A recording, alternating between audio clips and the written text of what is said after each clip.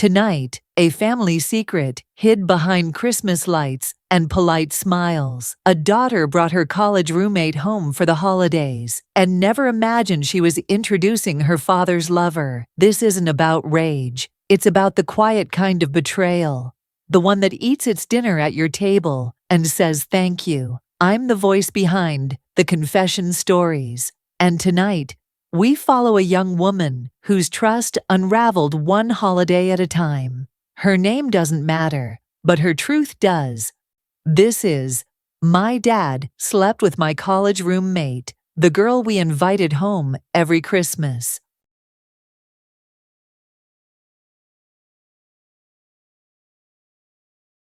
My name isn't important. What matters is how blind I was. I'm 22, a white American college student, and the girl I called my best friend, my roommate Maya, was sleeping with my father. The first holiday she came home with me, December lights were still tangled on the porch. Mom handed Maya a chipped snowman mug. Dad grinned and said, "Any friend of my girl is family?" Maya exhaled like she'd been underwater. She took pictures of everything, our mantle, the dent in the stair, even Mom's recipe card. She called it storybook. I called it normal.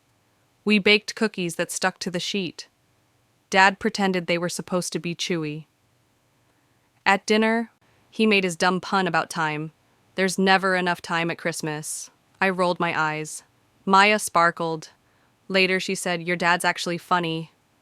"He's just a dad," I said. Back on campus, winter pressed its cold face to our windows. Maya started texting my mom for soup recipes and my dad for car advice. I didn't mind. It felt like a braid tightening our loose strands together. When her own family forgot her birthday, mine didn't. We sent off-key voice notes. Dad texted a picture of the dog wearing a party hat. Maya saved it as her lock screen. I thought I was sharing a home. I was opening a door. Spring break, she came again. We painted the guest room, Dad on the ladder, Maya steadying it with 2 fingers like a magician holding a card. When he climbed down, she brushed blue flecks from his hair. Her laugh sounded like a bell rung, just for him. If there was a warning, it was small. Her voice dropped half a note in the kitchen. His listening grew intent. But love makes you illiterate to certain letters of the alphabet. By summer, Maya was the friend from down the hall in our neighborhood lore. She grilled with Dad, chased my little cousins, fell asleep on the deck with a paperback over her chest. I took photos, the kind you print on glossy paper and leave in kitchen drawers, where someone years later will find them and misremember the day as perfect. And somewhere in those photos, he's looking at her, not the camera. It started with proximity. The kitchen became their shared language, a joke over lemon zest, a shoulder bump reaching for the spice rack. Dad, who hated social media, suddenly needed help, making a private family album. Maya volunteered. They huddled over his phone, light pooling in their faces. I told myself it was sweet. I told myself a lot of things. Back on campus, I noticed her pattern changing. She'd shower before study sessions, wipe her lipstick, then reapply. She wore my old college hoodie, the one Dad bought me our first campus tour. Her phone started living face down, screen silent under her pillow.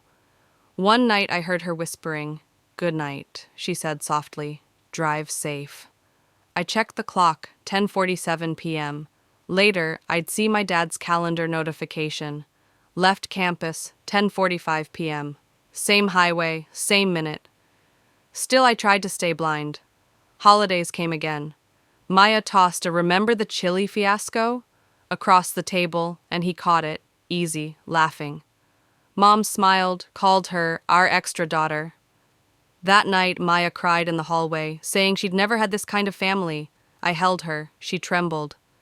I thought I was keeping her safe. Weeks later, Dad texted, "I'm near campus. Want dinner?" We picked a diner. When I walked in, Maya was already there. "Surprise!" she said, too bright. Dad paid in cash, their fingers brushed. I noticed. I just didn't label it yet. Then came the moment I couldn't unsee. Maya left her iPad on our desk, unlocked. A grocery list popped up, Dad's chili ingredients.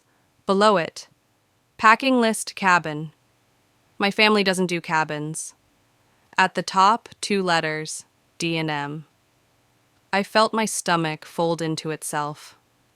I didn't plan to open photos. I meant to close it. But my thumb slipped.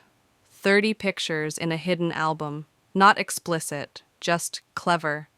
A hand on a shoulder, the same mug my dad loves, at a different table. The gray hoodie, my hoodie, across her knees inside a truck I recognize by its cracked dashboard. And one video, 12 seconds long, cabin window, laughter, his voice, "Careful, sweetheart."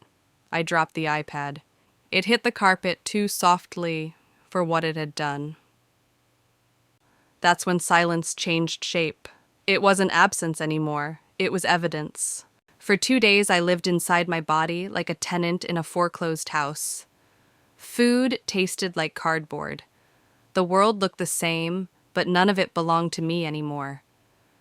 Maya asked if I was okay. I said, midterms. She offered to make tea, then placed her hand on my shoulder. Her touch burned, colder than ice. That night, I waited for her to come home. Laptop open. The 12-second video paused on the first frame. A cabin window, yellow light, snow, falling like static. When the door clicked, I didn't look up. "Close it," I said. She hesitated. "What's going on?" "Sit down." She sat, knees together, fingers twisting her hair. I pressed play. Laughter. "Careful, sweetheart." Then his face, blurry but unmistakable. My father's voice. My father's ring-catching cabin light. Her eyes widened. She reached for the screen, whispering, "It's not what you think. It's exactly what I think." My voice sounded foreign, like something sharp finally found its edge. "How long?" She blinked hard. It started after Christmas. Christmas. The snowman mug, the chili joke, the ladder. Every memory rewrote itself in reverse. "Did he tell you I was fragile?" I asked. She froze. "He said you were stressed, that I helped keep the family calm." I laughed once, and it sounded like a cough made of glass. She tried to stand. I shook my head. "No, you stay. You don't understand. I didn't mean to..." "Didn't mean to what? Sleep with my father? Eat dinner with my mother after?" My voice cracked but didn't break. "I brought you home because I thought you were alone." "I was," she whispered. "He made me feel seen. He was supposed to see me." Silence, heavy as drywall dust after a wall comes down. I picked up my phone. Dad answered on the second ring, warm as always. "Hey, kiddo." "Put Mom on." A pause. "She's out," he said. "Then you listen." The words lined up like soldiers I didn't know I commanded. "I know about the cabin," I said. The hoodie, the video, the 12 seconds that rearranged the furniture in my head. He didn't deny it. He sighed like a man losing a bet he thought he could bluff. "We were going to tell you," he said. "We? I love her." The words hit like wet cement, slow, heavy, permanent. "Do you even hear yourself?" I whispered. "You loved my mother once." "I still do," he said quietly. "Just differently." That's the thing about cheaters. They call chaos a different kind of love. I hung up before my throat could betray me. Maya stood there, eyes red, waiting for mercy. "I don't hate you," I said, "but you can't stay here." She nodded, crying into her palms. I wanted to scream, to throw things, to collapse. But numbness arrived first.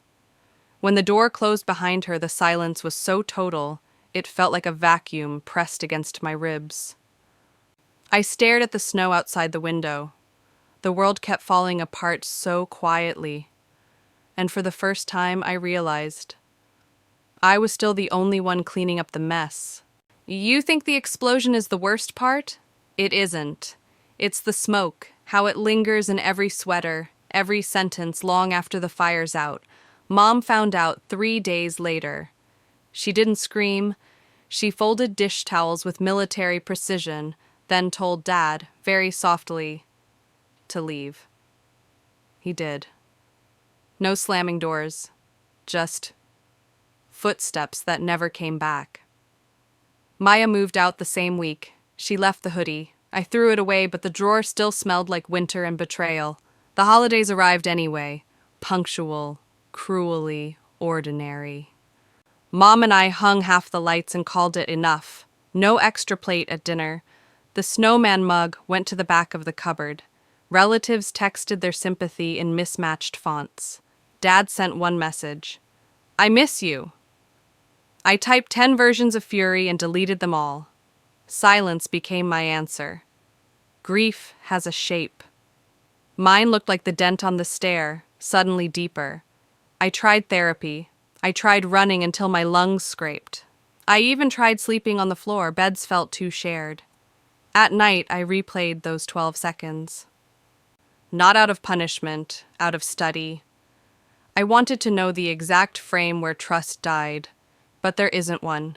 It dies gradually, like battery percentage, 1% at a time. Then something strange happened. People started telling me their stories. A classmate whispered that her mom's best friend became her stepmother. A neighbor said holidays are the loneliest crowded days. And I realized shame gets smaller when it has company. Forgiveness didn't come easy. It's not a wand, it's a blister. But I stopped being the guard at the museum of my father's choices. I am my own exhibit now, a little cracked, still standing. Sometimes I wonder if Dad still drives by campus. If Maya ever opens a photo and thinks of snow, I don't hate them anymore. Hate is just grief that overstayed its lease. This year, I'll hang every light again, not for them, for me.